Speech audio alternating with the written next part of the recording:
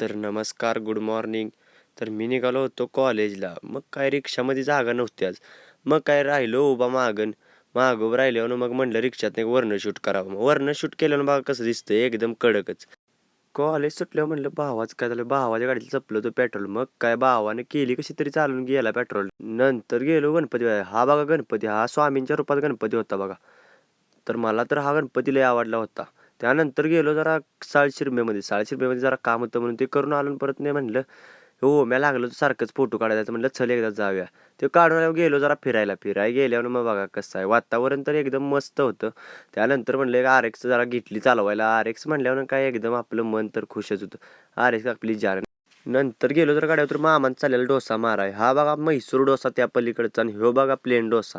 एकदम कडक असं डोसं झालं होतं. नंतर थोडा म्हणलं अभ्यास करा. अभ्यास करून झाला मित्रांनो. तर व्हिडिओ कसा वाटतोय तो कमेंटमध्ये नक्की सांगा.